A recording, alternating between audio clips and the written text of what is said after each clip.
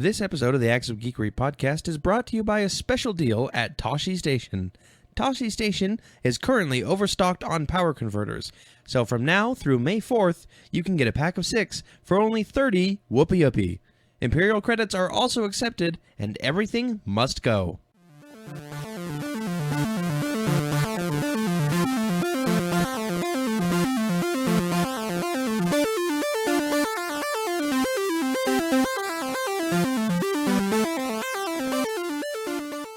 Hello and welcome back to the Acts of Geekery Podcast, episode 035. Why the 0? I don't know. It's easier to keep track of. Either way, I'm Scott. And I'm Corey, and we're the Brothers Geek, here to bring you all the geeky things in the world of geekdom. You confused me by going first. That's true. I almost stopped to wait for you to say that we are the Brothers Geek. Nope, that's your line. Yep. And my line is at the end. Yeah. And then I don't talk after this. I don't talk anymore during the podcast, No. and you'll hear me at the very end say my one line. That's all they're hiring me for. Corey's just actually really good at throwing his voice. It's true. So...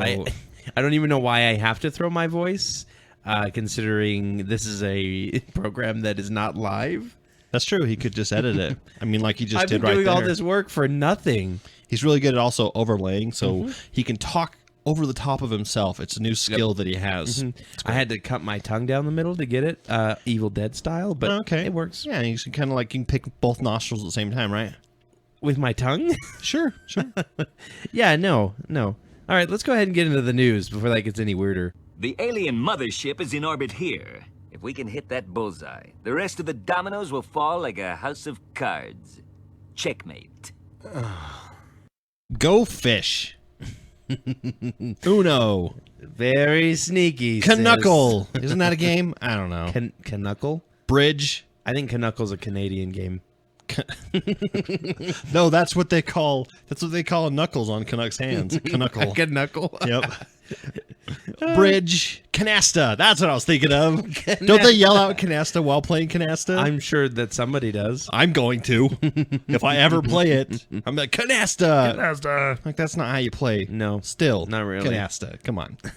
It's the news, in case you were wondering what the hell's going on here. We don't know. Yeah, Why are you looking at us? I think you're a bit loud. You're a bit loud. I'm just saying, I'm not saying like you're boisterous. I'm just saying your levels might be a bit higher than mine. Thank you for ruining the podcast. I'm peeking behind the curtain here. No, it's fine. It's fine. Okay. Yeah. All right. Better. Fine. Much better. There. We could have edited that in post-processing, but no. Corey had to say it on the podcast in front of everyone. This makes us look more natural and approachable. This is why I'm human resources and you're IT. All right? I still have to deal with all kinds of people in IT. Yeah, I know. I just don't have to fire them. Well, all that joking, and now we have to say a sad story. Do a sad story. Yep. Another one. This is like, what, 3 weeks in a row? Mm-hmm. 3 weeks in a row where we have a sad story. Yep. We have another geek death in the world. World? No. We're a family. This is a geek death in the family. Geek death in the family. The beloved author of the Discworld series, Terry Pratchett, died on March 12th at age 66. He has done how many? Jeez, I think there were 60 Discworld books or something. So, yeah, we're going to miss him. I've always wanted to read him. I never actually have. But, you know. Yeah, I mean, I've seen some movies. I've read a little bit of the books. It seems like really good. There's a couple. There's one with Sean Astin. He's been writing these since 1948. It looks like... And he released one this year, actually. Or one will be released this year. Probably post-mortem, I'd imagine. Yeah. But, yeah, dang. Sucks. He has written... It doesn't give me it just gives me the list. Oh, 41. 41? 41. Where did you find that? Titles. It's a little thing called the internet. It's great. You should probably learn how to use it. Yeah, I should really learn how to use that. Yeah, and then I might be a bit better about it. It might be helpful. It might be helpful in your life. Who knows? At some point. I mean, Corey, you realize that this podcast is on the internet. Really? Yeah. Wow. How else do you think it gets out there?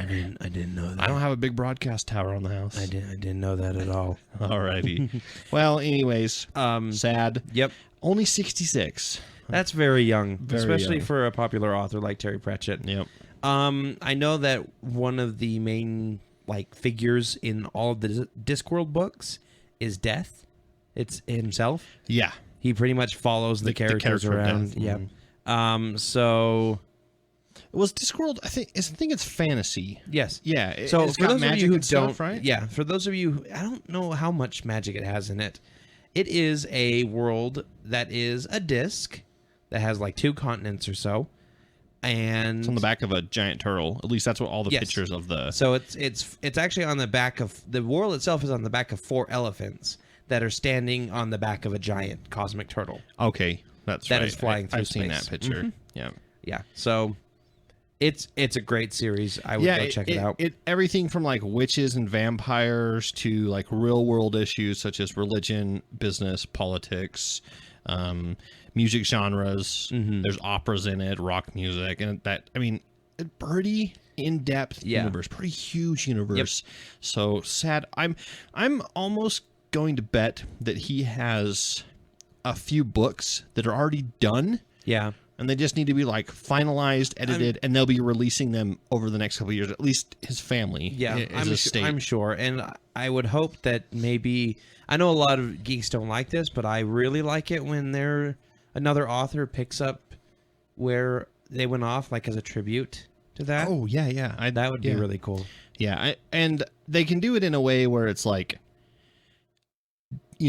alternate set of Discworld stuff. It doesn't, maybe not does any of his characters, doesn't contain any of his storylines, but it's it's just set in the world of Discworld. Yeah, There's enough books and enough content to pretty much flesh out the entire world. Exactly. Yeah. Yep. It's like Wolverine. Every little bit of his past has been explored. Yep. All right. Not in movies, but in comics, yes. So now moving on to a little bit brighter news.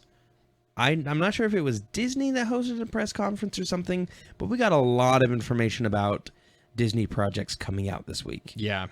Yeah. Well, we always have just information about Disney in general. Yeah. Because they own Marvel, they own Star Wars.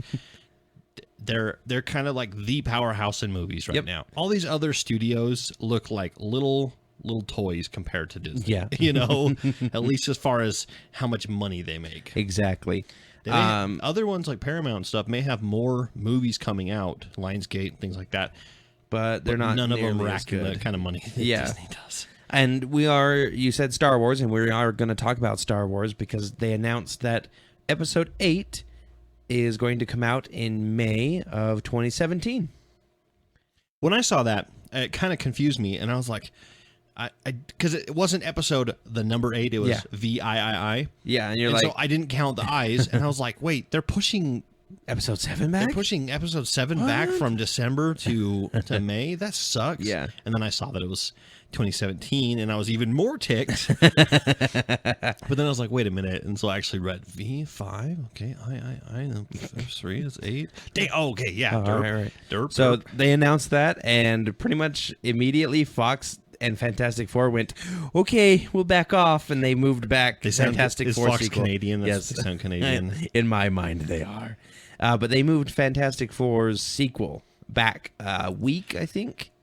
Yeah, well, I don't think they should just ignore that because guess what? We don't even know if the first one's going to be good at all. It could be terrible. It's probably just because they want to keep the rights to it. So, however, I've watched the trailer a couple times, and there's some little things in it that, exciting. If they're what I think, look pretty awesome. Yep. There's a part where there's like a big stone pillar gets smashed. Someone gets smashed through it, and it crumbles. And you see Johnny Storm, and that person is circled by like blue energy and swirls. I'm thinking that's Sue Storm, and if they make her be able to fly in this one by her own, her own force field powers, that's cool. And she slams into something and destroys it. I don't know, but I don't know really either. Cool. I don't know. And then they also announced the first Star Wars spin-off movie called Rogue One that is coming out, I believe. Is it about Porkins? Yes, it is exactly. That is exactly right. Let's see. Are you hearing that? I can hear your dumb dog upstairs barking. Is that mine or is that yours? That's your dog. Okay. Let's see. I don't even know what I'm looking for here. Oh, film starts shooting and is due for release December 16th, 2016.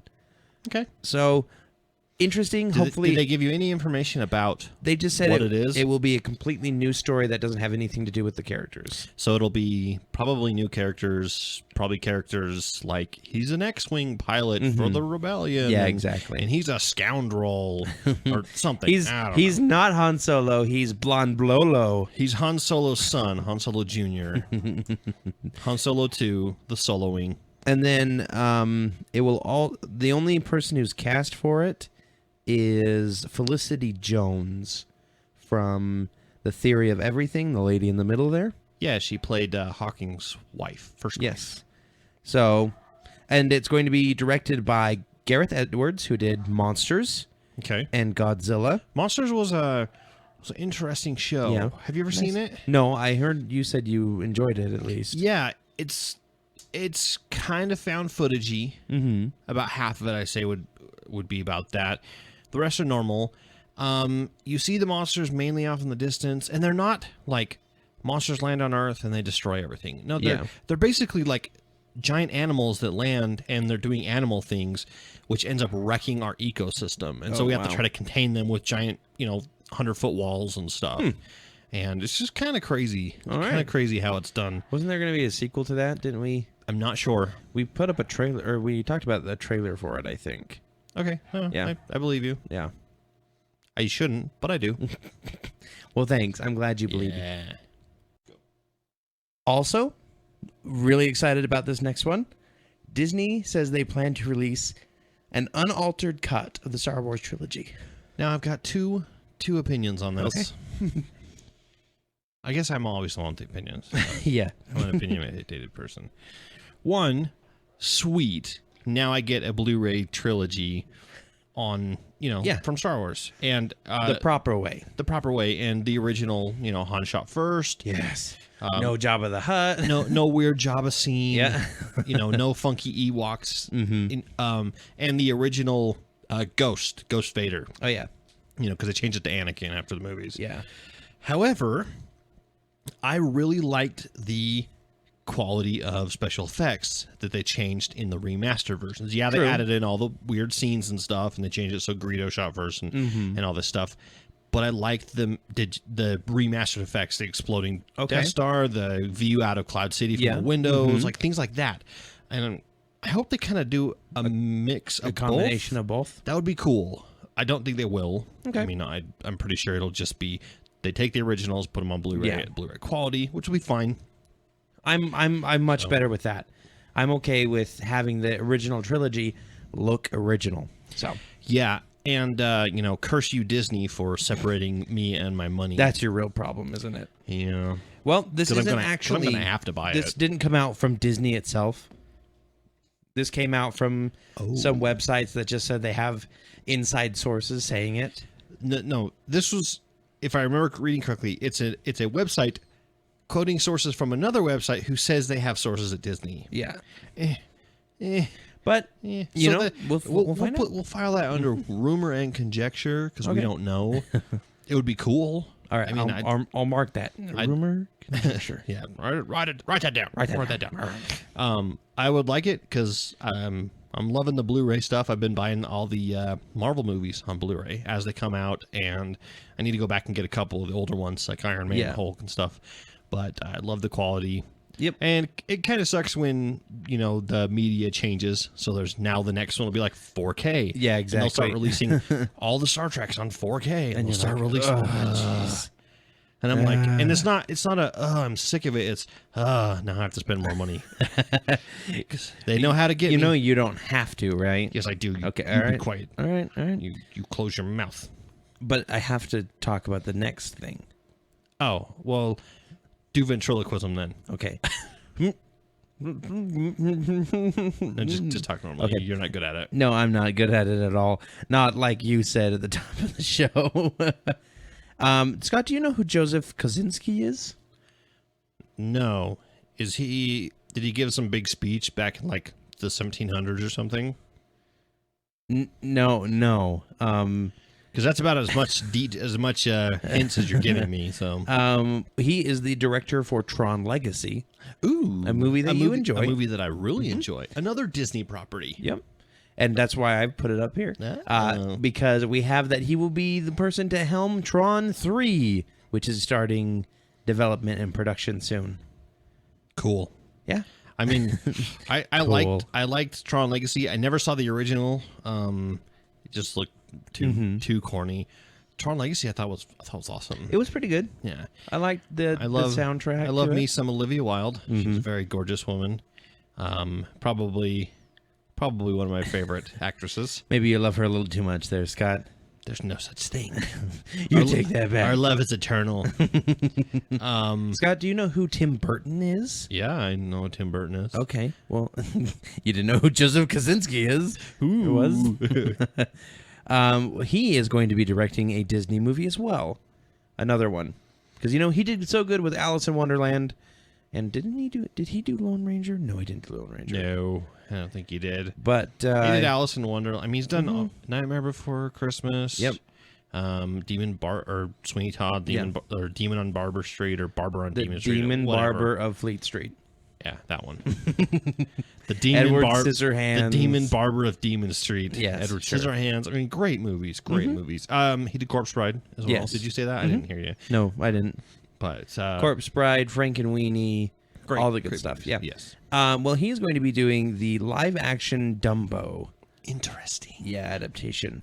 Well, Using CG elephants. Okay, so this is Disney's like, let's take all of our old cartoons, turn them into live action, and make money off of them, a la Cinderella, which apparently Alice in Wonderland. which apparently is really good. I hear it's good. I kind of had no desire to see it. I didn't either because the trailer did not sell me at all. Yeah, it doesn't. Well, Cinderella has never been one of my favorite Disney stories. Yeah, It really doesn't have much of a plot to it. Just the bippity boppity boo thing. Yeah, it's not made. It's not made for me. Is the thing. True. So it was not made for you. Yeah, Dumbo, however, is a movie I enjoy. I do.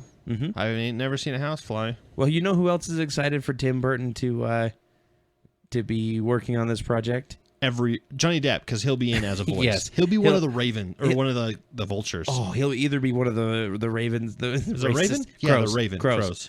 Because it's racist. It's a crow, Jim Crow. Yeah. Oh, okay. You get it now. I do. No, he's probably going to be like the ringleader of the circus or something. You think so? Yeah. Okay. They'll make him the bad guy. He'll be Dumbo's mom. No, that'll be Helena Bonham Carter. Oh, that's right. That's right. Maybe he'll be Dumbo. He'll be the voice of Dumbo, which Dumbo has no voice. Yeah. Pretty much. It'll be no. PETA is excited. Before we get. What too about far Katniss? Is she very excited too? Yes, she is. Except for she's too busy asking if President Snow is there. Yes. No. The treatment, ethical treatment of animals. What's the P stand for in PETA? People for the ethical treatment of animals. Yeah. People eating tasty animals. Well, they want Tim Burton to change the ending for Dumbo. PETA, since you're listening to this, I know you are. Absolutely. Why wouldn't they be? Just shut up. We hate you. Just shut the hell up. Seriously. Yeah. First of all, live action or CG, no animal is actually going to be hurt in this movie. Yeah. I mean, come on. More animals will be hurt because of Steve Jackson's Lord of the Rings. Steve Jackson? Peter Jackson. Steve Jackson is the creator of Munchkin. I'm so good with names. Yes, you are. But yeah, like more horses and stuff are going to be hurt because of that than any CG Dumbo. Yeah. I don't think they understand what CG means. They might mean like Congo gorilla-fied or something like that. And they're like, yeah. Congo gorilla. That's it. That's where they're from. No, CG means computer generated, which means they're not real animals. They're not going to take an elephant and put it in a motion capture suit and make it fly. CG it. Yeah. Sorry. No. It's not going to happen. No, I think what they want to do is at the end of the Dumbo movie for the Disney one, they're reunited, the mother and Dumbo, but they're reunited in the circus still, like traveling to the next stop. Yeah. And PETA wants them to change it to where they get released into a sanctuary instead. Seriously, just shut up. Just shut up, PETA. Just shut up, eat your salads, and wear your hemp or whatever the heck you do.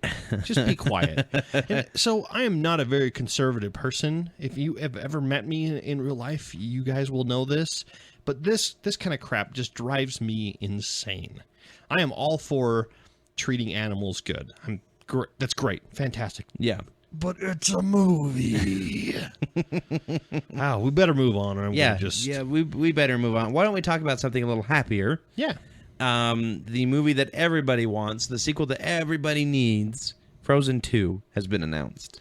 I think at the end, they need to let her go. No, this franchise go. Just stop. Sorry, stop. go on. Just stop. They need to let the reindeer go into a sanctuary. That's much better than my joke. PETA. I think we need to see more of Marshmallow. Yeah, I think it needs to be his story. Oh, that would be funny. What happened to Marshmallow after she left him in the mountains? He gets all sad and comes. He travels the world. Mm-hmm. So he's magic, so he doesn't melt. He travels the world and meets all kinds of cool characters. That would be pretty cool. And he eventually becomes the legend for the abominable snowman. Right? That's I like that. You just want Marshmallow. You want more Marshmallow. I think he's my favorite character in Frozen. Has like 3 minutes of screen time, 4 minutes of screen time. I think it's fantastic. Yeah, I can tell you have him over there. I do. Yeah. As a Funko Pop. All we know about the movie is that Josh Gad is going to be back as Olaf. Everyone loves Olaf, and you're like, come on, Marshmallow Man. No, I was like, Well, he's a comedy relief. That's fine. Mm-hmm. I didn't think he was that great at it. I've been impaled. I mean, it's got funny lines. No, he does have funny lines. I'm just saying, but I don't think he's like the funniest Disney character to ever come out of Disney. Everyone just loves him. Who's the funniest Disney character? Oh man, that's hard to tell. Mm-hmm. Kronk from. All right, yeah, fair. From Emperor's New Groove is good. The genie, genie, of course. Oh man, there's so many good ones. If we're talking animal companions, I thoroughly enjoy the one in the Pascal Entangled, the chameleon. Yeah, chameleon. Yeah, or Maximus the horse. Maximus is pretty good. I think Flynn Rider reminds me a lot of Joss Whedon dialogue, so I really like him. Yeah. What was I gonna? I had something on top of my head, and I can't remember. Oh well. Come on. What would happen if Elsa married Cusco and had a baby? No, there was a Facebook thing. Yeah, I just ruined the joke. I just ruined the joke because I can't remember it now. They were talking about how she had the best dramatic exits, but Cusco had the best dramatic entrances. Yep. So if they had a baby, he would be like the best ever. Because he would have to let go of all the moves or something like that. Yeah. And totally ruin the joke. We're sorry. This is why we're comedy bronze. The comedy bronze. I mean, you can't expect too much. So let me just redo that. What do you get when you cross Elsa and Cusco? I don't know. Nothing, because one came like 1,000 years before the other one, and then he's dead. Oh. Wow. Okay. Get it? Yeah, I got it. Time. Get it? People die. Jeez. I'm the only one who is going to laugh at that joke. Oh, I hope that one other person does at least. And everybody else on the train around him is all just like looking at him like, what the hell's going on? Let's go on and we'll talk a little bit more about something that's close to Disney, Marvel. Okay. Yeah. First, we'll talk about Robert Downey Jr. Yeah, well, I mean, he is Disney. Yeah. He is like the face of Marvel. Actually, yeah, pretty much. If there ever was a face of Marvel. Wait, who's Robert Downey Jr.? You mean Tony Stark? Oh, yeah, the same person? Because he's the exact same person. Tony Stark is not a character. I think it's just an alter ego. And he just says he's Robert Downey Jr. just to kind of throw people off his trail.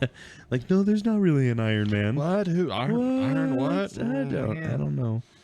Anyways, there was a news story recently where he delivered a 3D printed prosthetic arm for a 11-year-old boy. I think he was 11. And that's great. Yeah. I mean, awesome. Doing charity work. He dressed up like Tony Stark for it. Well, he dressed up like himself for it. Yep, he dressed up like himself. But the cool thing is the arm looked like an Iron Man arm. Which if I had, I think it lit up. I think the repulsor on the hand lit up as well. Nice. And just super cool. Yeah. Super cool to see Robert Downey Jr. doing that. Chris Evans, Chris Pratt. You know, I've seen Hemsworth do stuff for charity as well, and they dress up as in their costumes. These guys are awesome when it comes to their characters. They love it. That to me would make doing those movies as an actor worth more than the money. Yep. To be able to go to like a children's hospital and as your superhero character and have kids just be like, "Oh my gosh, Fat Man's here." Because it's the bouncing boy. It's the bouncing boy, Fat Man. So good job. I mean, if you had to have a prosthetic limb, which superhero would you base it on? Hulk. You would have like the giant green arm. Yeah, it'd be huge too. It'd be like 3 times the size it should be. I have to cut one of my sleeves off just so I can wear this. Every shirt. I would rip the sleeves on every shirt so they were shredded. like 1/8 of me hulked out. Yeah, you know, just the arm. Your right arm got angry for some reason. Yep, it found internet porn and got very angry. Jeez. Well, we're not at the explicit line yet. Oh, the kid was 7 years old. 7. Yeah. And I believe they asked him, like, do you know who this is? And he's like, it's Iron Man. Like, do you know what his real name is? Robert. Yeah. The arm is really cool. Yeah. I mean, really well done. Yep. I love the fact that they're using 3D printing to be able to it's make the future, stuff Scott. like this. I hope so. I want one. One of these days, maybe like 20 years down the line, you'll be installing a 3D printer to make your food for you using protein strands. I just want pizza done. I just want a replicator from Star Trek. Is that too much to ask? Yes, it is. Okay. According to science. According to quantum physics, it's way too much to ask. For now. Yep. We also have that smoking. You know, that joyous thing that happens to people sometimes. Like after they get put out from being on fire? Yeah. Yes. I'm not sure where you're going smoking with this. Cigarettes. Okay. Are no longer allowed. They've been banned in all Marvel Studios movies. Have we seen anyone smoke? I could not tell you off the top of my head. Maybe like Justin Hammer in Iron Man 2. Even then I don't know. Oh no, Incredible Hulk, the general. Cigar. Yeah, he had a cigar. But those are different. Those aren't cigarettes. No, like all smoking has been banned from Marvel Studios. So that means we cannot have Wolverine in the Marvel universe. We also can't have Frank Castle. He does cigars as well. Does he? Yeah, and Nick Fury technically does in the comics, but they haven't made him do it in the. Yeah. This is kind of a non-issue for me. Yeah, I really don't care about it. Now, it was an issue in Constantine, the TV show, when at first they weren't going to show him smoking at all, and they got a lot of backlash because that is a major part of Constantine's storyline. It's a huge character piece. Yeah, and it's not just that he smokes, because a lot of people smoke, but it's that he smokes and he's got cancer, and the devil can't wait for him to die to come up and get his soul and stuff, and like all kinds of crazy stuff happens based on this. He gets cancer, and then he gets cured, and then he gets cancer emphysema, and then he gets cured, and like all these weird things, all these crazy, and it's a really big part of his story. And same with Wolverine. I mean, Wolverine, he smokes. J. Jonah Jameson always has a cigar in his mouth, but however, that's Sony, so it's not going to be banned in there. Yeah, well, I'm sure the Spider-Man movie or the Time Spider-Man, he's not going to have like a Marlboro in his mouth or anything like that. Yeah, Spider-Man's going to have a cigarette too, but it's going to be under his mask. All of a sudden, you just see like this little trail of smoke come out of the film. No, it'll come up like an out of his mesh eyes. Uh-oh, what about Ghost Rider? He smokes all the time. That's because he's literally on fire. Oh, okay. That's okay? Yeah, that's okay. Okay, good. They didn't ban being on fire. I would, if I had a movie company, I probably would ban being on fire. No one in this company is allowed to be on fire. Hey, put that out. Don't light yourself on. Don't do it. Don't you do it. Moving on to the other side of the coin. Flip the Marvel over to DC, and we've got some interesting looks at new costumes for the big three. Not in the movies. I mean, we have seen the movie ones, but we're talking about in the comics. Yeah. They're redesigning. They're doing like this whole convergent storyline, and they're redesigning costumes for a little bit. Of course, it's not permanent. We posted these up on the Facebook page if you want to go check it out. Facebook.com/Acts of Geekery to plug it now. But let's talk first about Wonder Woman. Yeah. Because her costume looks great. I think it looks fantastic. She's got wrist blades. She's got a full suit. It really looks, and it's in and she DC's... has like armor plating on her shoulders and around her waist. Yeah. And like her chest piece is armored, which is super cool. And it's DC's new direction to make female characters less sexified. Okay. Which they've been talking about. Starfire has a new look to her that is more in line with the normal outfit. Power Girl changed from her. I mean, first of all, when they redid her in the 52, she had a new outfit, but then she got her old one back, and now she's going to have another one. She's going to have the S. She's going to look like Supergirl. Basically, Power Girl is being relegated to Earth 2 Supergirl. Yep, pretty much. That's what she was in general, but and they're just making it permanent now. Right. And Black Canary, they still have the fishnets, but they have them a lot more opaque and everything. Yeah, like her costume, a lot darker tights and stuff. And I know Harley Quinn's costume is kind of turned from the skimpy outfits to a more suitable style. So and I think at least as far as Black Canary goes, they're trying to get that in line with Arrow as well, because Black Canary and Arrow wears like leather and a leather jacket and stuff. So maybe they're trying to tie them together, which is cool.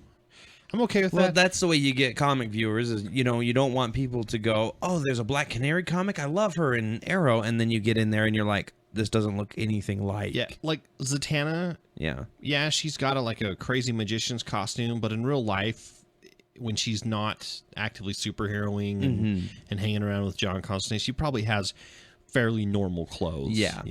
So I think them going with that kind of direction is fine. But I think Wonder Woman looks awesome. Check it out on our Facebook page, and you can like it or tell us what you don't like about it. Had a couple comments. People liked it. One person said this is kind of looks like Captain Marvel, Captain America style, which I'm sure it's got a little bit of that red, white, and blue. Even though she's not American type deal, but it does have that kind of a style. Well, the whole premise behind that is she wears the colors of the nation she's going to be the ambassador for. True. As a sign of what? Goodwill. Goodwill is we also got to look at the Flash and Arrow costumes. They don't look hardly at all different. Just a little sleeker. Earth 2. No, actually, this is regular. Yeah, I didn't bring them up because they weren't really that different. They're pretty much I didn't show them to you at all. So every comics company does this. Every couple of years, they have to reinvent everything because they think that their comics are getting old and stale, and then they reinvent it. And 9 times out of 10, people either just don't care or they're like, why did you do that? You didn't even need to do that. I wasn't bored. None of us were bored. Yeah. Like when New 52 came out, that was good. Doing a whole relaunch, start from scratch. I mean, that was good. Number one, so people can actually start from brought people back in. A point. But they're only in like the 30s right now, 38, 39, 40. I don't think it's time to do re-imaging and stuff, reimagining. You gotta realize that 40 comics at just 12 a month. Or 12 a year. 12 a year.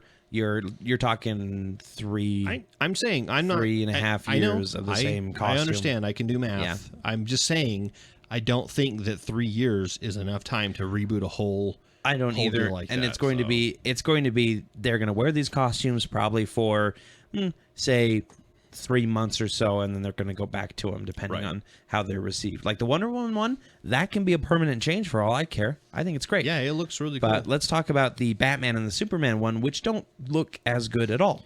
So Superman is now wearing Superboy costume, basically. Basically, yeah. He's got a blue. He's got his blue top on, and it's long sleeve too, which was weird. And he's got jeans. That's the weird part. Is he's wearing the long sleeve with jeans. When Grant Morrison did the New 52 Action Comics first 12 issues, those aren't long sleeves. Oh, he does have short sleeves. Yeah, okay, just short never sleeves. mind. But it does look like the Grant Morrison. It's exactly like that. When he redid it, that was before he got his costume, and he was flying around the city in hiking boots or work boots, jeans, and T-shirt. And he had hundreds of T-shirts because he kept going through and kept getting them all shredded. Because, they're just T-shirts. Yeah. And when you're flying at supersonic speeds, they don't really hold up to anything. Yeah. So he buys them in bulk, and people wonder, wow, this guy really likes Superman shirts. Nope. Maybe he's Superman. He just destroys them. So that's what he looks like. Which, it's been in the Action Comics, kind of looks like that. Again, this is all on the Facebook page if you want to go check these two out. I don't really have a problem with that. Superman will be back to his iconic thing in no time. There's no way they want to keep him away from the look that everybody is used to for the past 50 years. But the Batman one, I really have a problem with. Yeah. Because they put him in this blue mech suit, basically. Yep. Blue and white mech suit. First of all, wrong colors. Yeah. There's blue on the original Batman, dark gray and blue. Yep. Now, there's no white, though. Batman has never worn anything white. Are you sure there's white? It looks kind of white, at least last I could remember. I'm going to look this up again because I think you're misremembering. But anyways, like there was any white. Anyways, he's in a mech suit. Oh, no, there are some white accents. He has his bat ears are now like big antennas instead of ears. He's got rocket launchers on his shoulders, which Batman doesn't use weapons like that. And he just looks like an Iron Man knockoff. Yeah. And not even a good one. No. He's no Tony Stark. Now, the only thing I can think of is in the current run of Batman Superman, or at least, I think it's Batman Superman, Batman is currently fighting all the members of the Justice League, and he has a big metal suit that has counterattacks for all these different It's his contingency It's his contingency plan, basically. But it is black, pitch black, not even a yellow bat symbol anywhere on it. And I don't think it has the bat ears. It might, but even then, that's fine. If they're just doing it for a few comics because he's currently fighting the Justice League, I'm okay with that. That's fine. But if it's a permanent change, I'll probably end up dropping Batman. Yeah, I want to see him in his normal costume. There's a reason we don't get the Iron Man comic, and it's because we don't like mech guys are cool, but they're also just like I don't know. There's something about them that doesn't really appeal to me for a comic book situation. Yeah, I love reading about them in regular books, like Confessions of a D-List Supervillain. Sure, I like that, but I like watching them in movies. But I don't think you're going to see Batman in that costume very long. There's going to be a huge outcry, and in a few issues, they're going to destroy it, and he's going to have to go back, and it'll be him in like his classic look and everything, and it'll be like the last panel. It might be the only thing. It might be like World's Finest title. Yeah, the World's Finest title that's out right now, and he's only in it in that for a little bit because he's going into space or something with Superman. Yeah. I don't know. We don't know yet. We'll see. So yeah, there's a couple other costumes out there if you want to go search for them. You get to see the Earth 2 Justice Society of America, which all look fine, in my opinion. Yeah, okay. Nothing too special. So, let's move on to anime. Yeah, that sounds exciting. Anime that... Well, anime that we watched growing up as kids. So, the knockoff of Pokemon. Which I actually liked better. But that's because it's the techie in me. Me too. Because it's Digimon. Yeah. Might as well just say digital Digimon. world. It's a digital world. Yep. It's in a computer, basically. And I thought it was great. It was a lot of fun. I thought the Digimon movie that they came out with... Fantastic. I thought it was amazing. So do you prefer the Digimon movie or Mewtwo Strikes Back, the Pokemon movie? I think I like the Digimon movie better. Really? Yes. because you love that the first Mewtwo short where the Digimon are in the internet and they're like shooting emails and stuff. I think it's great. Yeah. that kind of thing's awesome. It's wonderful. That was 15 years ago, by the way. Yeah. So we were way young. I was 13. You were 9. So, but they're coming back, Scott. Oh, Digimon series is coming back, and we are getting new stories with the original characters. They just so happen to be in high school now. Cool. Yep. They're older. I think they're about 17. It said. Yeah, 17 years old. Because they were only 10 or so when they got transported into the Digimon world first. So I think that's cool. I'm excited. Although the trailer is a bunch of Japanese singing, which I don't know Japanese. I mean, Japanese singing sounds interesting. Have you? Oh my gosh, I have to show you It's called J-Punk. It's J-pop. J-Punk. No, Okay. not J-pop or K-pop, but it's Japanese bands who sing in American like punk rock songs. Okay. And it almost sounds like they're not saying the right words. And it's really weird. So I'll have to show you that in a little bit. Yeah, so the trailer for it was a little weird. There's a little teaser, I guess. But, All right, Scott, time to put on your angry hat again. My opinion hat? Your opinion. I'm going to make a hat that just says the word or just has the phrase, I have opinions. It's opinion hat time. Alrighty. We're going to talk about PAX. PAX East came out, was like a week ago or 2 weeks ago. Which is the big gaming convention. There's a few PAX each year. There's PAX East, PAX Prime. Didn't it start with Penny Arcade? Yes, it is actually there. It is the Penny Arcade Expo. Yeah. Is how it was. There's the abbreviation. And it has grown hugely. Penny Arcade, if you're not familiar, is a web comic. It's actually pretty funny. It is pretty hilarious. A lot of gaming comics on it, and they make fun of games. Run by Jerry Holkins and Mike Krahulik. Yeah, so they made PAX because they wanted their own convention, and pretty soon it turned into one of the largest game conventions in the world. They split it off into at least 2 a year. Yeah, it's almost as big almost as big as E3, which is amazing. Good job to those guys for turning something that they love into a huge And fandom. I believe we are talking about E3 too. I think they came out and said this as well. Probably. They have banned booth babes.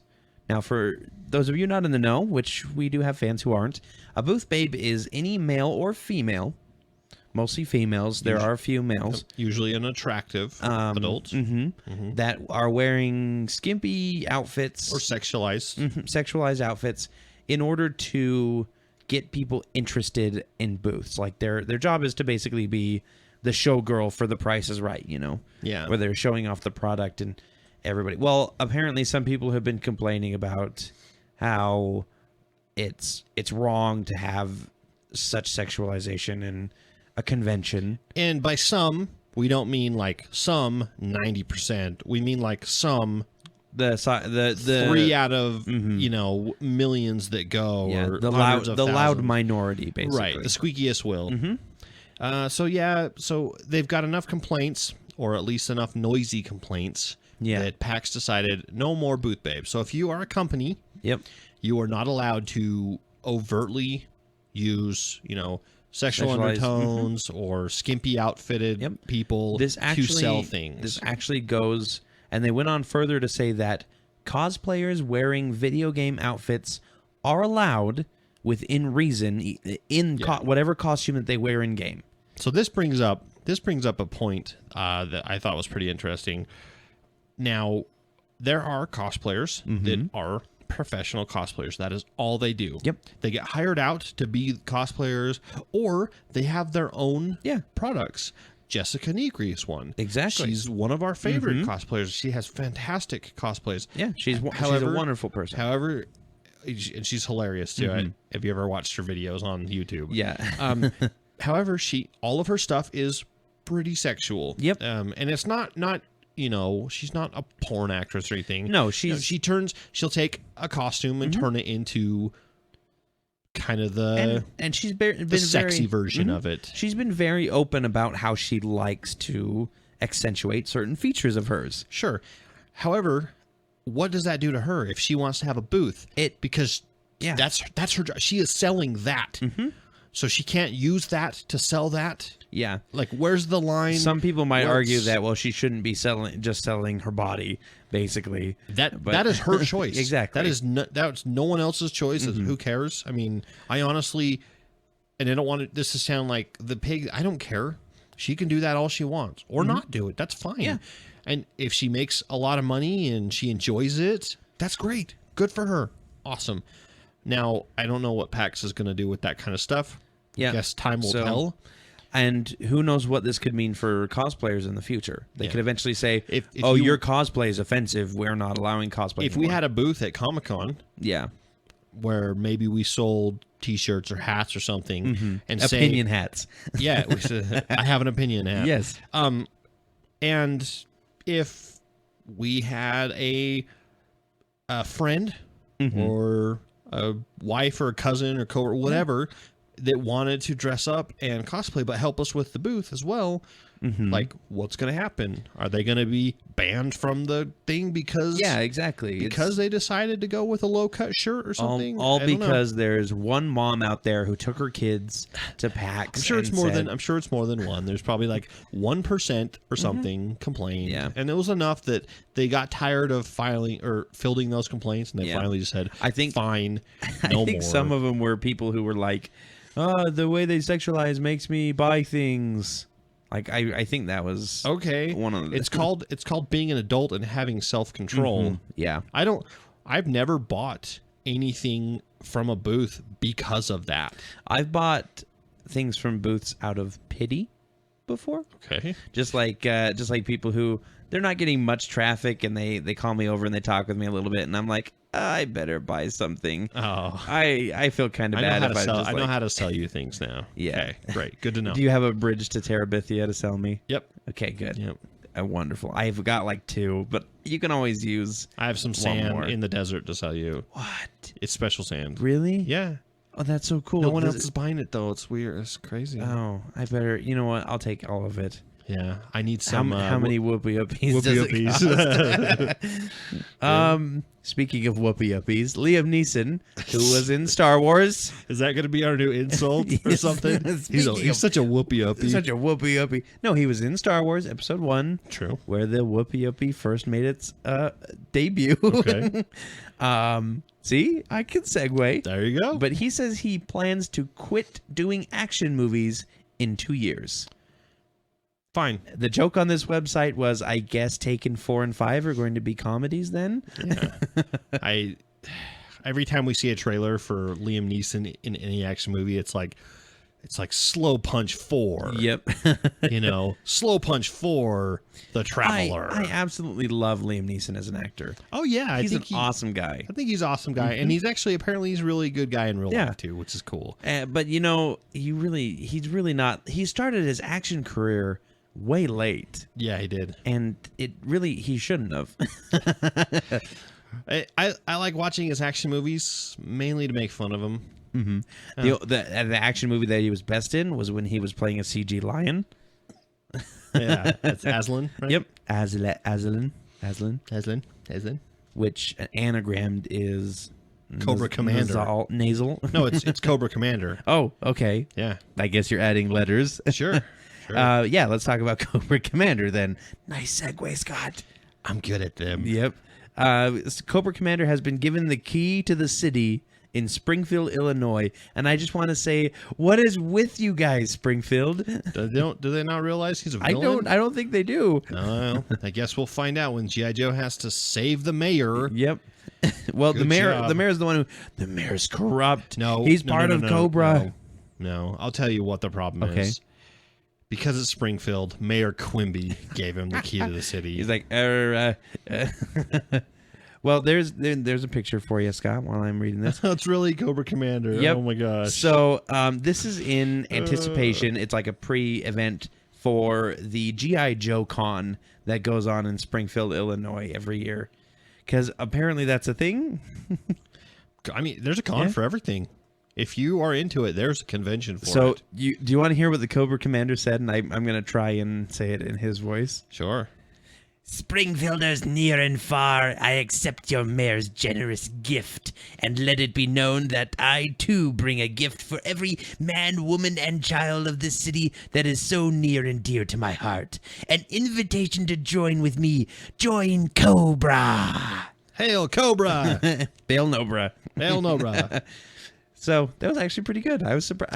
I'm proud of myself for that. Not yeah. bad. So yeah, that's great. It's there's a nice little picture of the mayor actually smiling, and I bet Cobra Commander's smiling too. The reason why the mayor's smiling is because Cobra Commander has his family hostage. Yeah, He's like, behind the I'm camera. doing this I to have to make do you look this." good. So I just have to say, Joe, assemble, or Go Joe. Go Joe. Yeah, that's what it is. Joe's assemble. Just a bunch of random guys. Some of them are like, one's an electrician, one's a plumber, one's an accountant.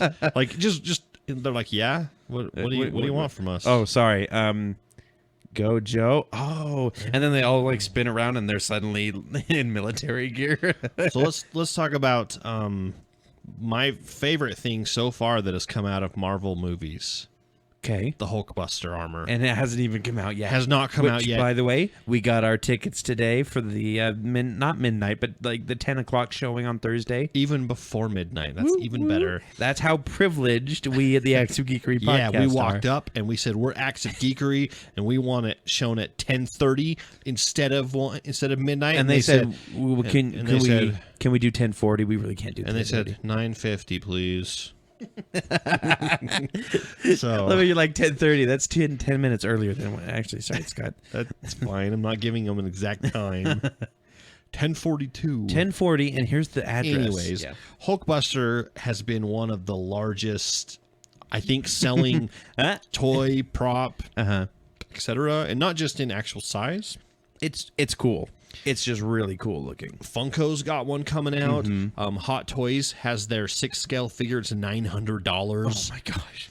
And it's a fully articulated 36 points of articulation, which means like every joint in the finger moves and curls in. Wow. It lights up, has sound. It's 21 inches tall. It's about this tall. Jeez. Huge. And they've got Kotobukiya's got statues coming out of him. Just awesome stuff. Well, they made a life-size Hulkbuster, as in full size. I think he's 16 or so feet tall. Wow. And oh my gosh, it is super cool. It cost $21,500. $21,500. 21,000. How much is that in whoopee uppie? I don't know. I don't know what the conversion rate. So he's not that tall. He's 9.8 feet, so almost 10 feet tall. Still pretty big robot. Yeah. But That's super cool. That's really expensive. I don't think you can buy that one. Your Yeah, collection won't be complete. I don't think I'll be able to fit it anywhere in the house. Well, you know what? Just we'll just record the podcast from inside it. Inside, I'd be sound like I'm inside of something. Hello and welcome. Wait. Hello and welcome to the Acts of Geekery Podcast featuring Scott. In an Iron Man suit. Yes. Cool. Yeah. Great. Yeah. Not as cool as the guy that's printing his own. Oh yeah. That's really cool because that one's functional, And- mostly functional. He gets to walk around in it. It's not entirely life sized, but Yeah, it's pretty close. He says his is going to be about 9 feet tall too. So, just thought that was a cool thing. I love when they do statues of geek things. I mean, there's right now. I don't think there's any people in the world, at least politically, that I would ever want a statue of. true. There are some scientists and stuff that are pretty cool, but A Neil usually, deGrasse Tyson statue. yeah, Carl Sagan or even like Bill Nye the Science Guy would be pretty cool. But then they can start doing stuff like this, and then they need to do a Hulk statue like across the road, staring at each other. That would be really cool. I thought that was kind of cool thing. All right. Well, let's go ahead and get into the casting couch portion of the news. We don't have anything confirmed for this yet, but these are all just kind of rumors and final talks. The first is that Dominic Cooper, who is Howard Stark in Captain America. Okay. He is the front runner for the lead role in Preacher. He's the one that they have in mind for Preacher. Oh, which Hellblazer or not Hellblazer? Who makes Preacher? IDW? No, it's Vertigo. Vertigo. No, not Vertigo. Dark Horse. Yeah, it's Boom. Dark Horse. Yeah, Dark Horse probably. it's a third party one. It's not. But that one's one of coming the out two. on a cable. AMC. AMC. That's right. Some people did Walking Dead, so I think they can do Preacher. Yeah, Because it's a pretty bloody comic, so yeah, bloody and they're okay. They're okay with the bloody stuff, though. Yep. I mean, they've shown that they're able to do that. And Dominic Cooper, they have a picture side by side here, and he doesn't. I mean, he looks fine. He looks fairly close. Let's see if I can bring it down here. I can use the mouse. I mean, and he's a good actor. Yeah. We know he has the range to act. He's kind of like Robert Downey Jr. light. Yeah. in what Yeah. we've seen him in. Cool. Yeah.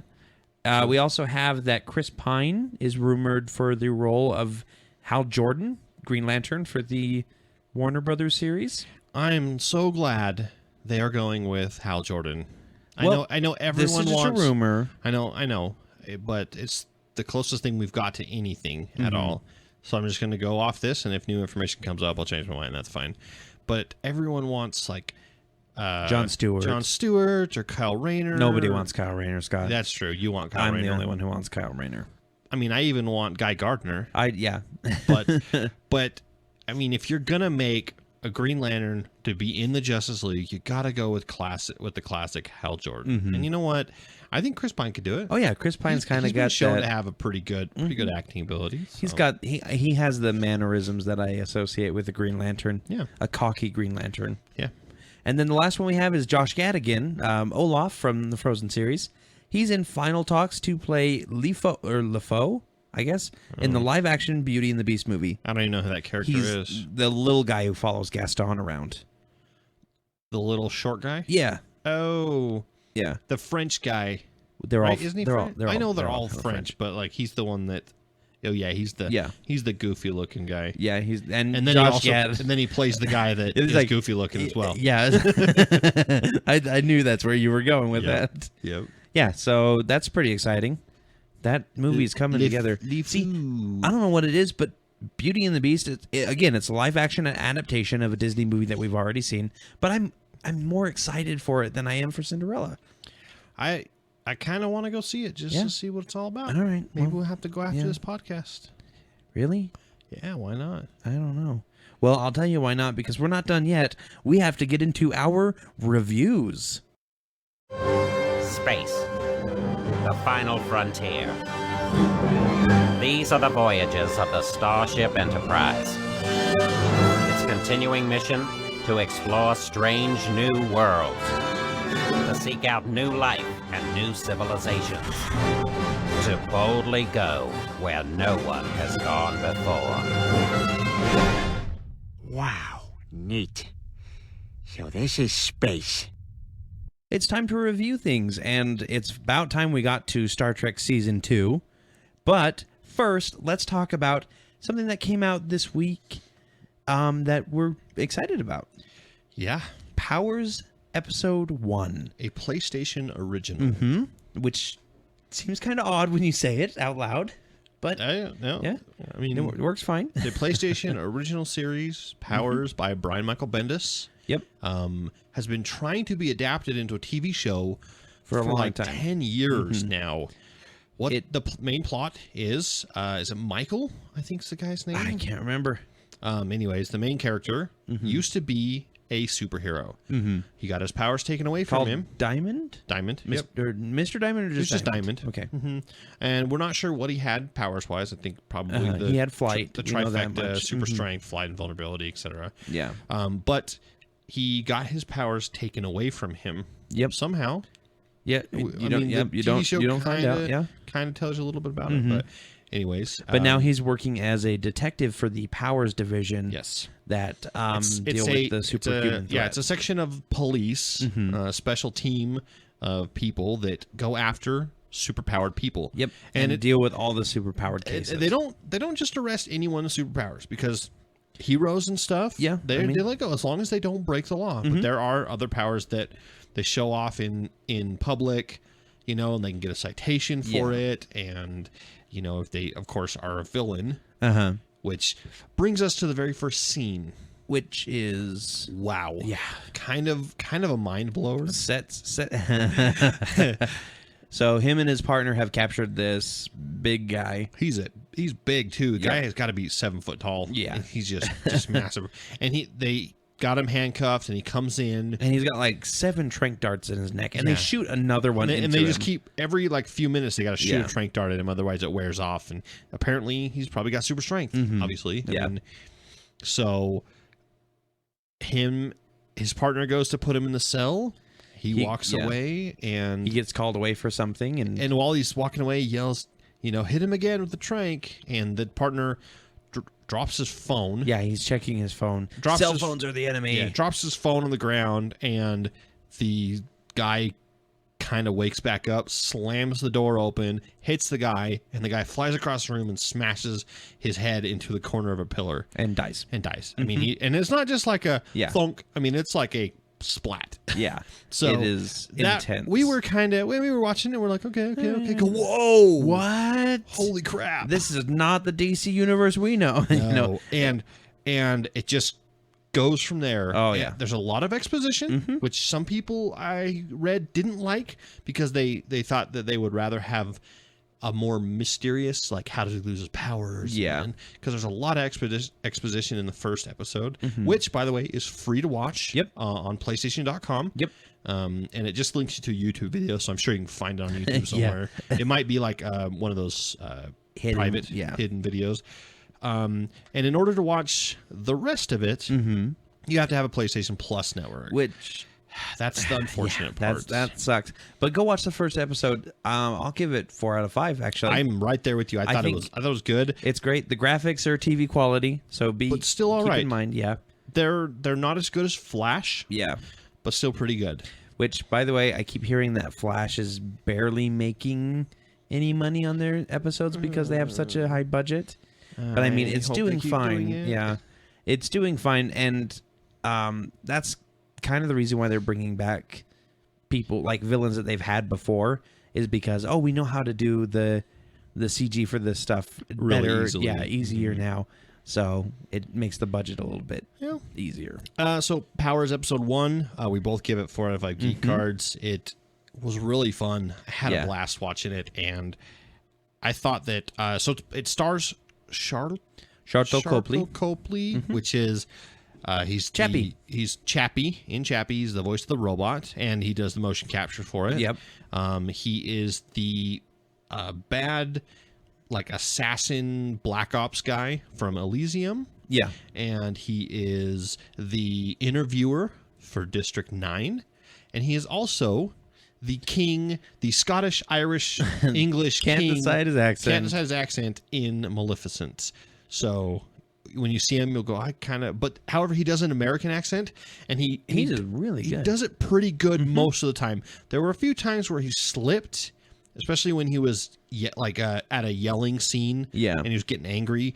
And I just think it was harder for him to keep in the accent, but it wasn't enough to pull me out of the show and go, oh, that's weird. Not like the girl from Constantine. Yeah. Where every time half the time she can't decide if she's supposed to be Spanish or not. Like she kind of flips back and forth between an English accent and a Hispanic accent. And it is really off-putting. As far as acting goes, she's a great actor, but just her accent. But he does a really good job. Yeah. And that was one thing I was kind of worried about because he's got that South African accent, which is a little tough to understand. I remember watching District 9 and wishing I had subtitles at first because I only caught about half of it. And I mean, this is coming from someone who watches like British stuff all the time and movies that have accents, and I'm like, I can pick it up right away, no problem. There might be 1 or 2 words that I'm like, I don't know what that is, some slang term they use, but which happens. which happens. Which happened in Chappie a few times. There were a couple slang terms that I'm like, I don't know what that means, but I'm sure it's something. But anyways, Powers is really good. Check it out. Yep. So let's go ahead and get on to Star Trek Season 2, which we saw on the Blu-ray. Now, I believe I heard that the second season was outsourced to another company for the remastering. For the remastering, it was not done in-house for CBS. It was outsourced to a different company, and there were a lot of people that didn't like it. They didn't think it was well done. They thought there were some shots that weren't done very well. And you know what? Honestly, I couldn't tell. Yeah, I could a little bit after you told me. But then as soon as we started watching it more, it wasn't too bad. The second season also took place during the writer's strike, which actually started at the end of season 1. Yeah, so in 1988 is when it ended, or when So it started. Maurice Hurley took over writing for this season, and he had been brought on board in the first season. His prior experience showed blah blah blah. He did things like the Equalizer TV show, Miami Vice, and he later explained that he took the position because it challenged him. Well, he eventually leaves the series later and says that I did some good, I did some bad, some mediocre. It's not a show that I could continue to do. It's not where I come from. Why did you do it in the first place then? I don't know. So, the writer's strike really hit this season hard. So it's a shortened season because of it. So we're kind of going to run through the episodes a little bit, talk just a quick little bit about them, and then give kind of an overall rating of the show. So very first episode, you're introduced again to the crew of the Enterprise. You've got Patrick Stewart as Jean-Luc Picard, Jonathan Frakes as William T. Riker, with beard this time. Brent Spiner as Data, the aspiring android trying to become a human. LeVar Burton as Geordi LaForge. Now the Chief of Engineering. Before, he didn't have a specific role. They kind of bounced him around all the time. Half time he was on security, and half time he was in engineering, and half time he was on the bridge doing ops. Now he is Chief of Security. They finally decided in this season, let's make a position for this character. You've got Cryface, Deanna Troi, played by Marina Sirtis. I call her that because of the first season. You've got Angry Face, Worf. Michael Dorn as Lieutenant Worf. Will Wheaton, the King of Geeks, playing the annoying Wesley Crusher. Sorry, that's so sad. And we are now Gates McFadden played Beverly Crusher, his mother. Which I want to see why she left the show. The Doctor is not in this season. We are introduced to a new Doctor, played by Diana Mulder, a Dr. Catherine Pulaski. This is kind of their way of trying to bones it up. Yeah. Gates McFadden was fired from the show. Interesting. They didn't like the way her character was developing or her performance. She didn't have that great of a performance in season 1, to be honest.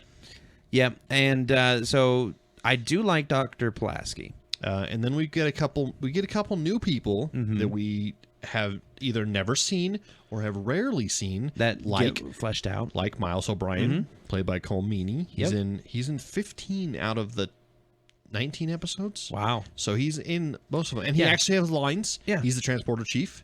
He's kind of the outside of the crew, or of the main cast source. Because the main officers are like their own little clique, and he's kind of the outside voice of that kind of says, what are you guys doing? Yeah. Anyway. Yeah, and then next but not least, Whoopi Goldberg. Yeah, plays Guinan, which is great. The bartender. She's the bartender of 10 the Forward. The voice of reason. Yeah.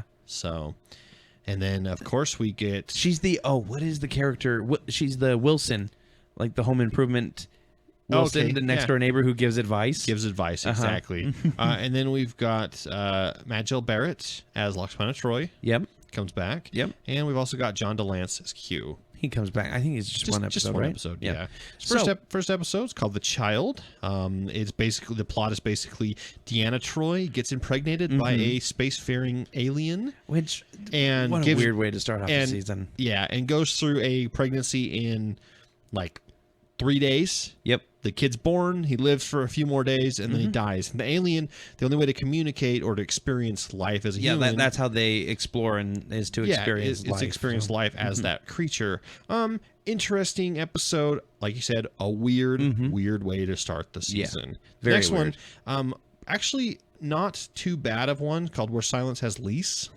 Oh, yeah, this is the one where the creature creates a phenomena and it basically treats them like lab rats. Yeah, they get caught in a spatial anomaly or phenomena, and they can't get out. No matter where they go, it just resets, and all of a sudden you see this face in the clouds that talks to them and is like, It's like, I'll let you go if you let me kill half of your crew. Yeah. And they have to argue why life is sacred, because this being is a higher plane of existence than humans, and he's just like, he treats us, he thinks we're ants. It's like us treating ants, doing an experiment on ants or something. It's like, it shouldn't take more than, say, half your crew for me to figure out every way that humans can die and what that means. Yeah, and this is the one where you get the famous black guy in the chair that gets electrocuted and shakes, and is there's all of these memes and stuff about it. It's pretty funny. Yeah. The next one is another one that I actually enjoy. Elementary Dear Data. Yeah, a lot of people don't like the holodeck episodes. They think they're kind of a poor quality one. And here's like Doctor Who is basically one big holodeck episode. Yeah. Because there's rarely any like sci-fi. It's all Victorian England stuff. This is kind of the same thing. Data easily can solve any Sherlock Holmes holodeck mystery, and Geordi gets kind of miffed, fed bummed up about it. He gets butthurt, and Pulaski's like, he can't really solve mysteries. And this will be a reoccurring theme. The Doctor doesn't think that Data is he doesn't have a soul, not a real person, whatever you want to call it. Doesn't even think that he's basically consciousness. He's a machine. He's a tool. Yeah. And so, she challenges him. I bet you there isn't an original story. Original one. You wouldn't be able to solve an original murder. So, LaForge asks the computer to make a Holmes villain capable of defeating him. The result is Moriarty, and he soon becomes kind of like sentient. So the one thing they kind of gloss over in this that kind of freaked me out is the computer is on the ship is powerful enough to create a sentient being that has consciousness and can learn and change. Yet they can't figure out how to replicate Data. Yeah, exactly. It's kind of an inconsistency in the show. But it's fun because he uses like old-timey steampunk technology to also control the ship. He's controlling the ship. And then they put him in like a hard drive at the end of it. Yeah, they basically store him in a memory module, and they're like, when we find a way to get you out of that and into some kind of a body or something, we can do that. Which these days it'd be like, let's find a way just to transfer him.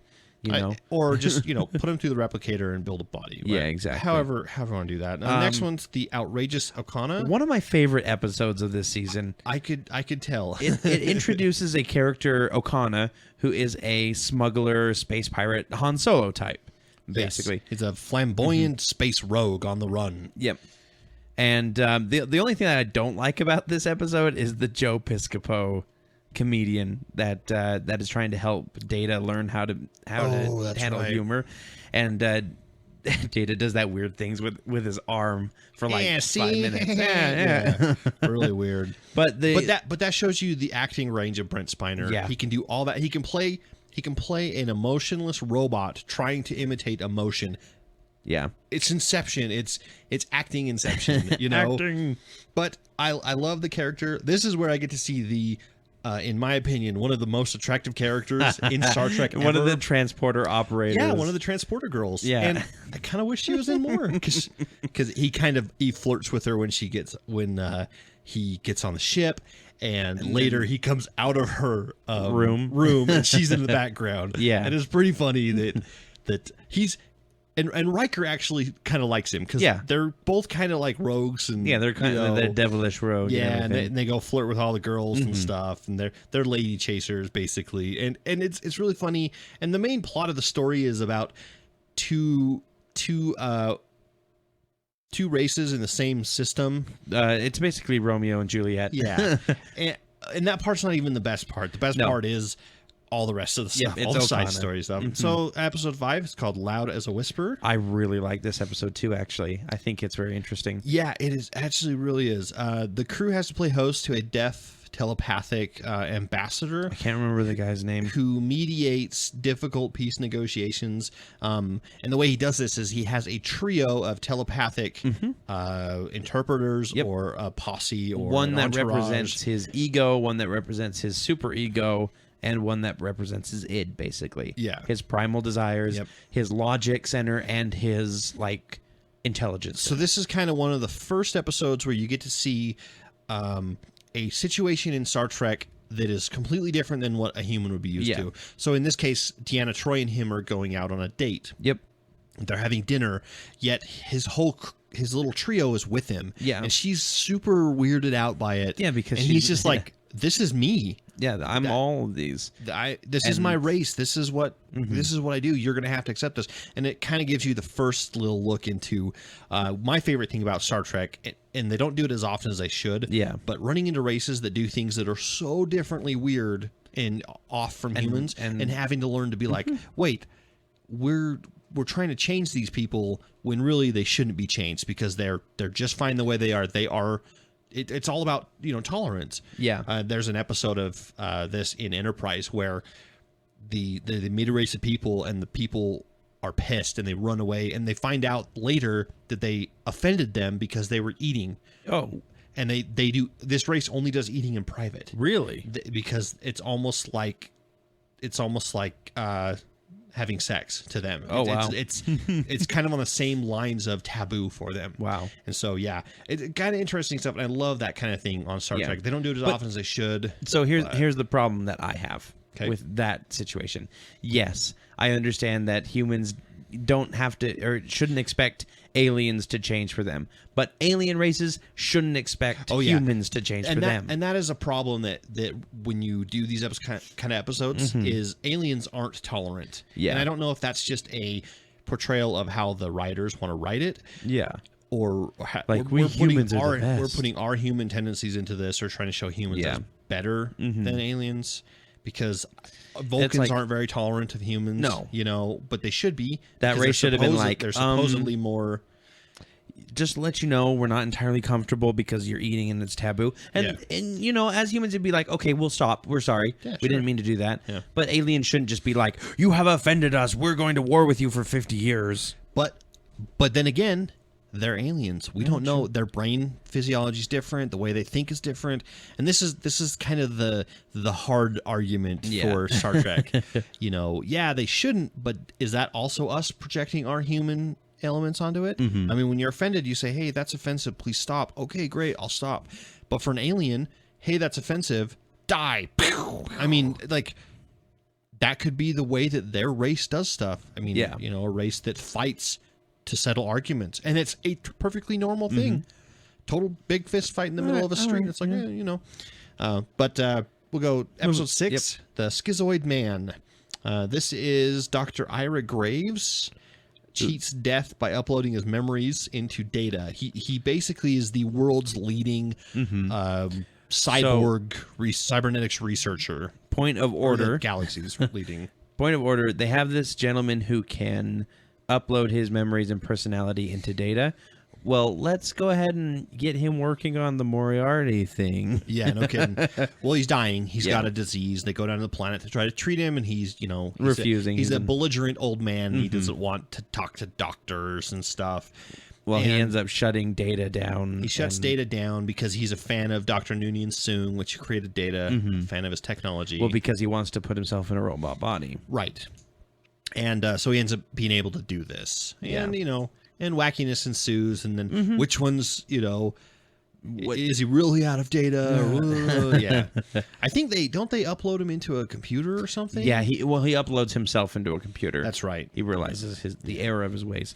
Yep. The next one's Unnatural Selection, which is where the Enterprise receives a distress call from another ship called the USS Lantry. And then when they get there, they discover that the crew has died of old age. And no one in the crew was over like 40 years old. Yeah. So, and then they head to a research colony that was the last stop on their logs, and they find out that the colony is suffering the same thing. Another horrible inconsistency. And the reason I say that is because they go to this research colony and they find that the reason there was a plague was because these kids are genetically modified. They have advanced immune systems. Yeah. And the immune systems created kind of an antivirus that fights against whatever pathogen, flu or something, and it ends up having a negative effect on real people, non-modified humans. Yeah. Now, and why it's inconsistent is because in Star Trek, there's always this big talk of there's no genetics. We had the eugenics wars. There's no genetic modification. There's no eugenics, but yet here's a whole episode of them doing eugenics under Starfleet's nose, and not under their nose as in they don't know, as in like, hey, go ahead and do this. Yeah, and that's the thing is, again, how much strike. how much are you expecting out of season 2 here? Yeah. So, and this is why season 2 is one of the weakest of all the seasons. So, really quickly, can you explain to me how star dates work? Okay. A little bit. Okay. Now, do you want the real world answer or the in Star Trek? Let's do the in Star Trek if you know that one. The star dates are basically they got together and they figured out a universal galactic time. Okay. So they can say it's star date 42506.5. So 0.5 might be the hour, or the unit of time that they decided, which might not be an hour. It might be like 72.5 minutes. Yeah. Based on some rotation of a pulsar somewhere in the middle of the galaxy. Don't know for sure. They've never actually explained it. Okay. And they're never consistent in any episode. Because I'm just looking, because it shows the star dates here next to the episodes on the list I'm looking at. And between episodes 6 and 7, it's like 60. And I heard this explained at difference. one point, and I can't remember for sure, but every season has its own first letter. Yeah. Okay.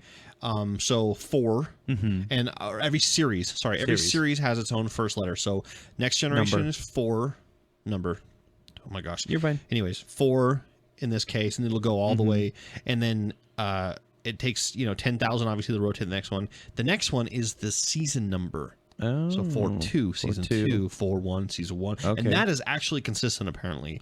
The rest of it, I can't remember what the significance was, but it has something to do with someone picked out, time. Oh, this is random numbers. Yeah, I don't know. But they usually don't stay very consistent. Yeah. Sorry to get us off on that tangent. Episode 8, A Matter of Honor. William Riker is assigned to a Klingon vessel, kind of like a foreign exchange officer, basically. Which is such a weird episode, or a weird concept, to be honest. And he basically takes over the Klingon vessel because they're about to destroy the Enterprise because of some slight that they saw. There's some metal-eating bacteria on the outside of the ship that's eating holes in the ship, and they think that the Enterprise did it. This is another example of aliens having a different culture, because there's a Beta Z benzite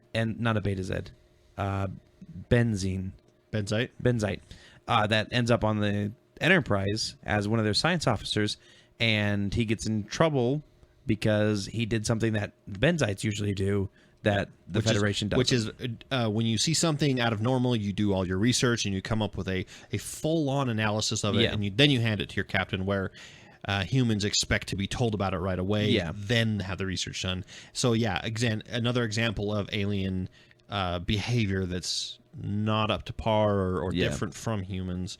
But it's an interesting episode. It's kind of to me, it's kind of a filler episode. I guess you get to see a little bit more of the Klingon society, which is kind of cool. Now, this next one is probably one of the best Star Trek episodes. Didn't it win an Emmy? It did. It was the only one, I think, that actually won an award. This episode 9 is called "The Measure of a Man," and Lieutenant Commander Data refuses an order from Starfleet to be dismantled for research purposes, and a hearing is convened to determine if he is a legal citizen or property of the Federation. Yes, so this is the what makes a person a person. Yep.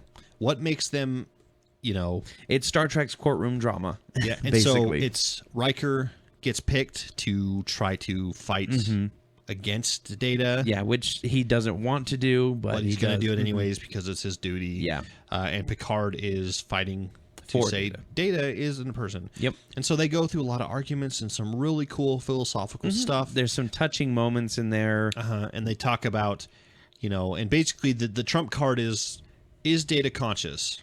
And the judge and no one can say yes or no because no one really knows what consciousness is. And they didn't go the religious aspect of it. It's just a mystery. No one really knows yet. It's a little implied, but that's it. Yeah, and which is fine. I forgot this one was in the season. But I thought it is a fantastic one. And the episode we saw actually had another 15 minutes of extra courtroom arguments and discussions scenes and stuff and everything. Yeah, and which was really cool to see. And that was like a director's cut. Yeah. So one of the best. It actually has won awards, like I said. Yep. So the next one, episode 10, called The Dauphin. Not Dolphin, Dauphin, Dauphin. The Enterprise hosts a young leader of Daled 4, the name Salia. Soon Wesley Crusher finds himself falling in love with her. Oh, young love. Yeah, but she is an Shapeshifter. heiress. Well, she's an heiress to a planet. Spoilers. Spoiler alert, you find out she's a shapeshifter and wackiness ensues. So It's an all right episode. then you see her natural form and she looks like a grotesque Ewok. Yes, that's true. Literally, that's what she looks like. The old lady in this is hilarious. Oh, Yeah. apparently, and very powerful. Apparently, this race of shapeshifters. Anyway, she's going to this planet as an heiress because she will be able to Settle a 1,000-year war civil war. Yeah, Yeah. and be able to settle down. Yeah, interesting. Or how much is that in Stardates? We don't know. I don't know. The next one's called Contagion, where a dangerous alien computer virus runs rampant through the Enterprise after causing the destruction of her sister ship, the USS Yamato. The only other Galaxy-class starship that they had created at the time. And they think it's a design flaw in the Enterprise for a bit, but they realize that the Yamato went to explore this ancient civilization. What were they called again? Oh, I can't remember. Let's find out. Yeah, anyways, because they're a very very powerful. Powerful. Anyways, they find out that a Romulan ship has gone, and it's a computer virus that they picked up from the station that they were scanning. So yeah, this one actually I kind of like because you get to see this the race. Iconian. Yeah, Iconian. And in Star Trek Online, they have the Iconian gate system where you can basically Stargate jump from anywhere in the galaxy. Yeah, to anywhere, and that's how they travel. They didn't have space travel; they just used this gate system to travel all over. Yeah, that's kind of cool. The next one is one of my favorite episodes again. The Royale, where Riker, Worf, and Data go down to a gas giant where there's one pocket of livable area because didn't they get a distress signal or something? Yeah, they got a distress signal, or they were just surveying a planet and they found an anomaly, human elements on it, and they're like, no human's ever been out here before. What the heck?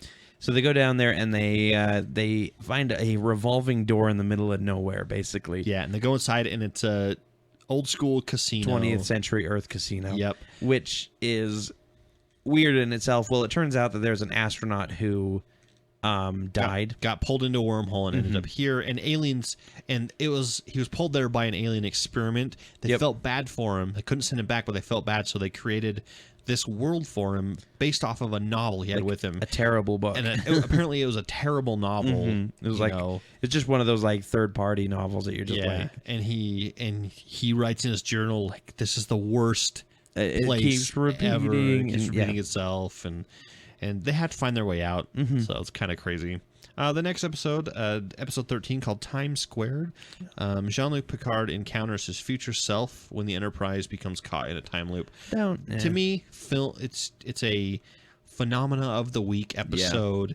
It's a filler episode. There was not anything that just jumps out at me in it. It's kind of like, yeah, whatever. There's a space tornado. Yeah, that's true. That tries and pulls him in. And Picard making weird sounds on a medical table. It's just odd. And it's and they keep talking about not doing whatever they did the last time to cause the Enterprise to blow up. And then they get up to this anomaly, and instead of going, that's an anomaly, let's turn around and fly away from it, they go, let's investigate and see if this is what we might think it is. Yeah. And then they get caught in it again. So it's stupid. What if last time we flew away and that's what caused the problem? So they're trying too hard to do a time paradox. Yeah. Yeah, and it just doesn't work. It really doesn't. No. The next one really doesn't sit anything with me either. It's the Icarus Factor, where Riker's father, Kyle, apparently is his name, visits to brief him on his new ship because he's being offered a command. And it really, the only thing cool about it was the Worf side story. Yeah, the Klingon rite of passage where you have to walk down an aisle with Klingons and get hit with pain sticks every 6, and it's kind of like the test of becoming a true warrior or something. Yeah. So, it's basically a Klingon birthday. Yeah, exactly. Happy birthday! We're gonna give you pain. Yep. Next episode, this one I actually really liked. This, to me, is the epitome of Prime Directive. It's called Pen Pals, episode 15.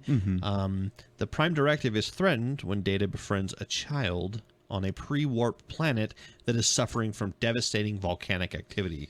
So they find out that there's been 3 or 4 planets within the same kind of cluster of stars that have all been destroyed. Yeah, they don't know volatile. They don't know why. Yeah. Well, they find out there's dilithium, which is a type of matter that they use in their ships to fly around, and it's starting to crystallize. And there's so much on these planets that's causing them to destabilize and destroy. Yeah. Well, they're around in orbit of one, and Data's scanning for transmissions or scanning something, and he picks up a transmission from a little girl, and it says, the little girl, "Hello, is anyone out there? Is anyone there?" And he responds back, "Yes, I'm here." And right there, he's making contact with a race that's he's breaking the rules, breaking the rules. As an android, he shouldn't have done. Like, he should have been like, "Oh, this is a person I don't know who it is. I'm not going to talk with him because my Android programming doesn't allow me to." So basically, there is it kind of shows the Prime Directive isn't perfect. Yeah. So the Prime Directive means if the civilization hasn't reached a certain technology level, do not talk to them.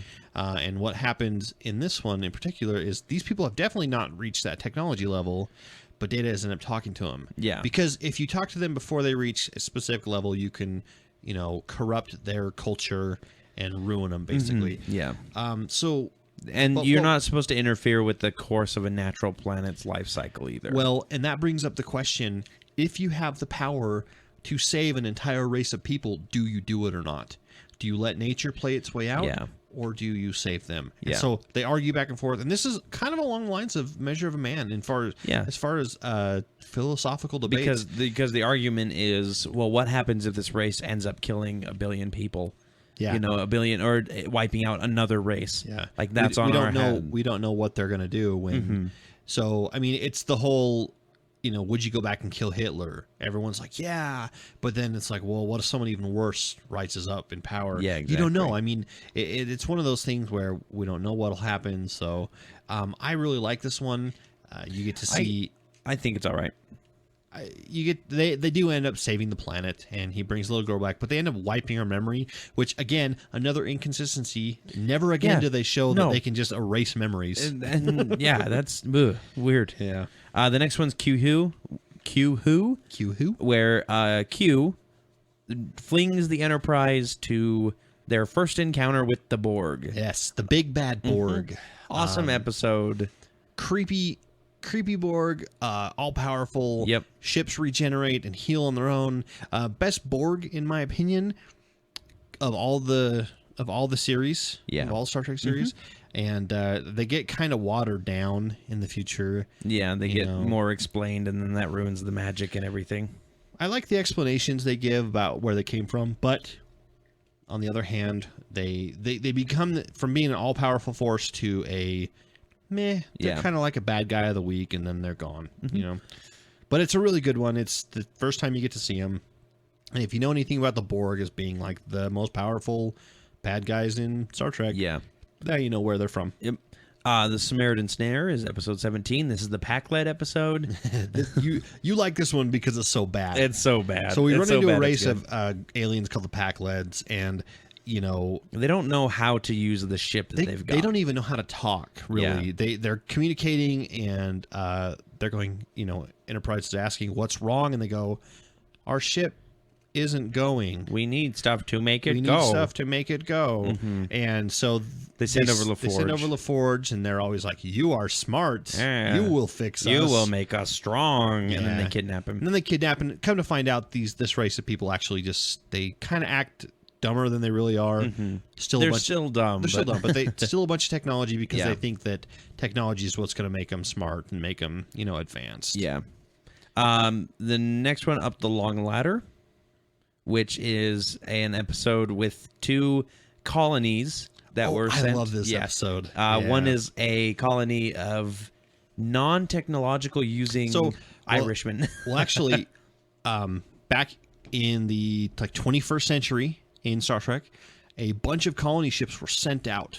Yeah. And it was so hectic on Earth that records were lost. Yep. So they find a distress signal they come across a distress signal on a planet, and they find humans on it, and there's about 300 or something. Well, on this colony ship, there were two types of people. There were a bunch of scientists, and then there were a bunch of anti-technology people. Yep, and they drop the anti-technology people off first. Yep, on one planet. They find a planet. And they didn't know that this planet goes through massive solar flares every, 300 years or something, 200 years, something like that. And it ends up just wiping out life on all these planets.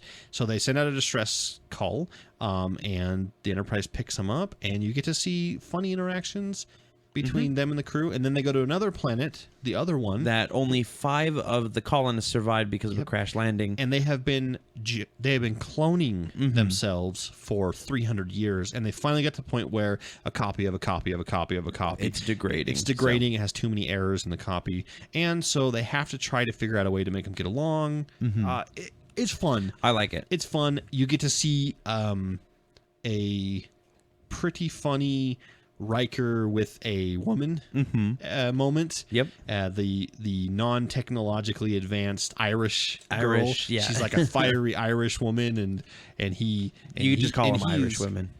Huh? You just call them Irish women. You don't have to say fiery. Okay, sure. And he is completely enamored by her, and I can see why. I mean, she's very attractive, but she's also something that he's never experienced before. Yeah, exactly. A very strong-willed, dominant woman type. Which is not usually Riker's type. Riker, and so he's kind of stricken with that. Next is one that actually gets a lot of fun moments in it, too.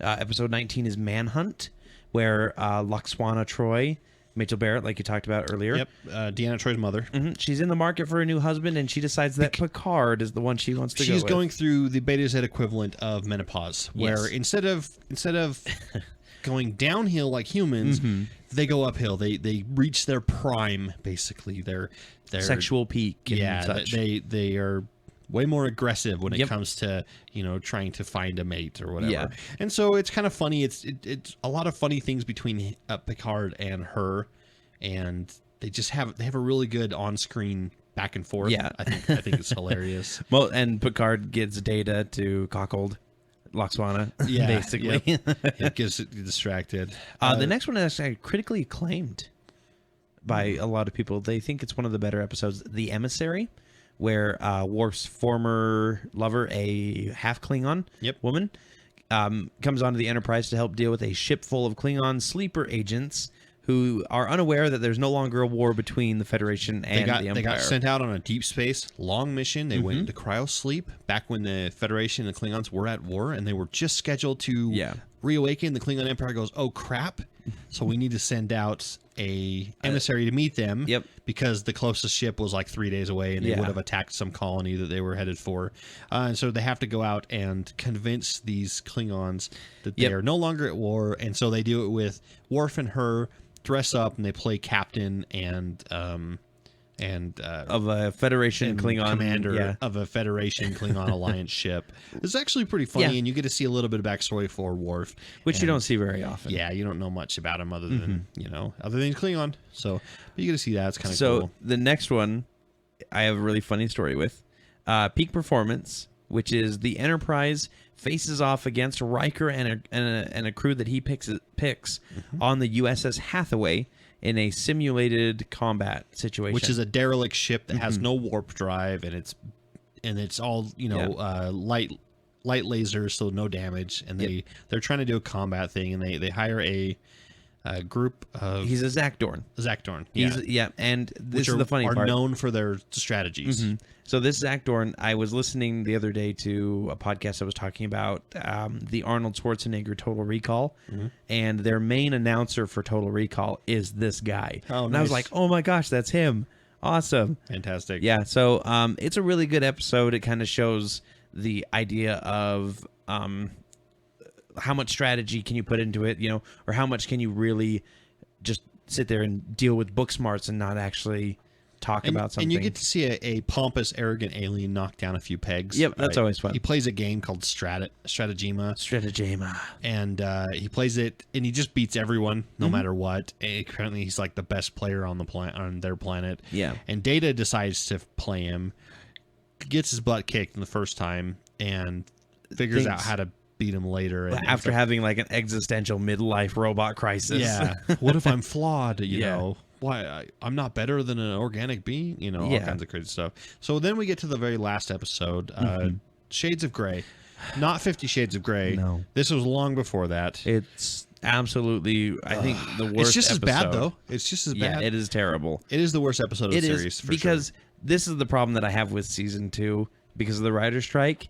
This is a clip show. Yes. A trope that sucks. Riker gets poisoned, he gets put in a coma, Yeah. and you get to relive all the different episodes of season 1 and 2. Not even season 1.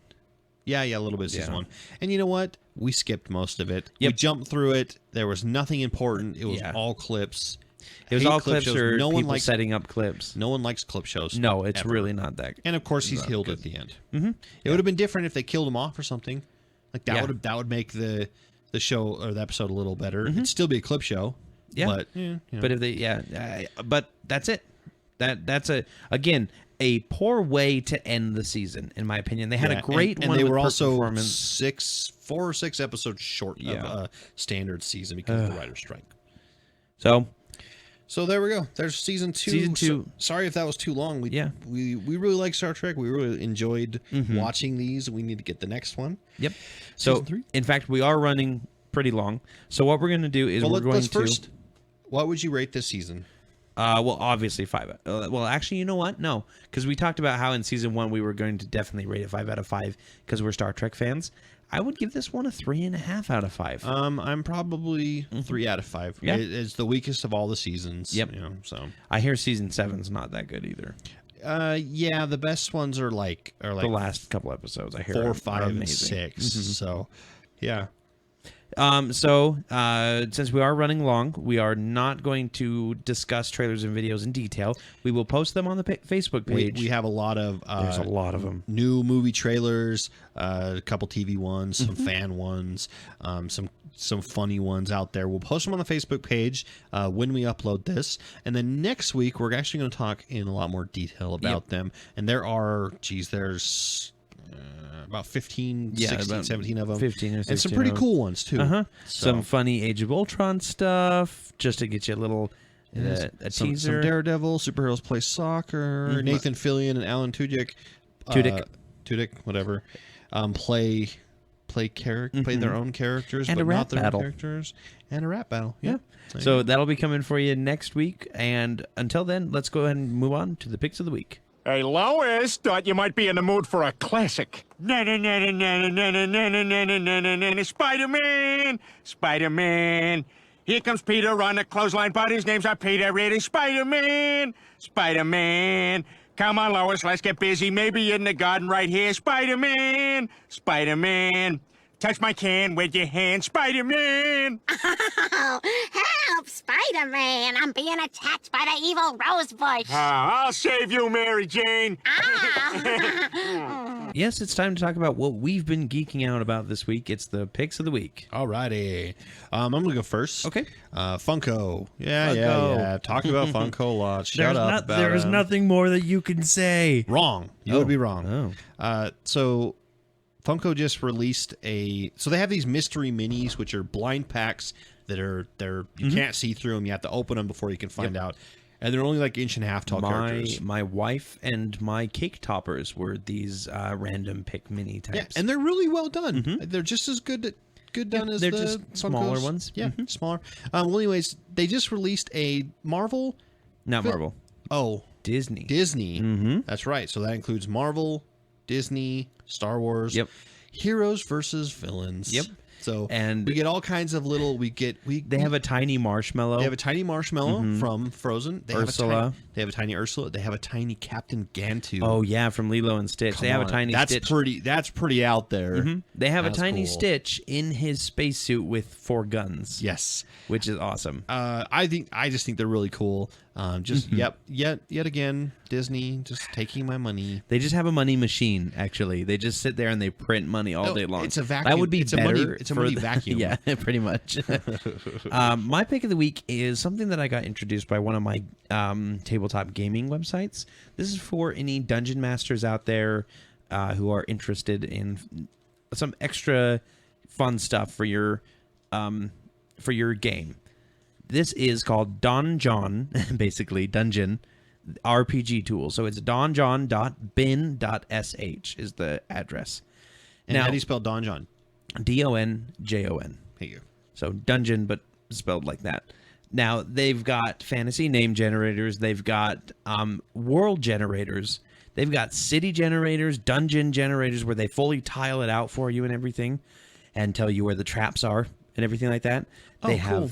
They have stuff for 4th edition. They have stuff for 5th edition. They have stuff for Pathfinder, any D20 fantasy system. This is perfect for a up-and-coming new dungeon master that has never done it before and doesn't have access to, pre-made maps and things, and they can go in here and I want to make a world, I want to make it this big, I want to have it this much water, this much ice, this much land, and boom, it creates a world for you and gives you maps and stuff. Yeah, like right here, we've got something pulled up, just a random world called Nargonde. It's 50% water, 10% ice. It's got one big continent, it looks like, and a couple other smaller ones. But they actually have a sphere for you. And then you can go ahead and you can have it construct a regular map. And it takes a little bit because there's a lot of people using it, I guess. But it constructs a regular or a full map with kingdoms and cities and everything like that. It's got a tavern generator in here. It's got random NPC generators that tell you what the person's name is, what their occupation is, some character traits about them, things like that. I could have used this when I did my first game. I spent hours going through the monster manual trying to find monsters that would fit what I needed. I could have just generate.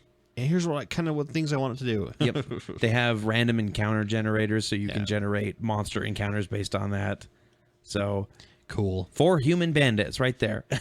All right. So yeah, I love it. I think it's great. Anything that allows me to do random stuff. One of these days, I'm just going to do random game. Everything that happens in it is completely random. They have stuff for if players take downtime. Like for 10 days or so, you can do a random generator for if anything happens to them in those 10 days. Awesome. And it can be things like you wake up 2 days later not knowing how you got to the barn that you're in, and suddenly you're a year older and you know Elvin. Like that was one of them, and I was like, wow, that's great. So, whoosh. We're done. Yep. Phew. Huge episode. Hopefully you stick with it. If you're listening to this, then yes, you did stick with it.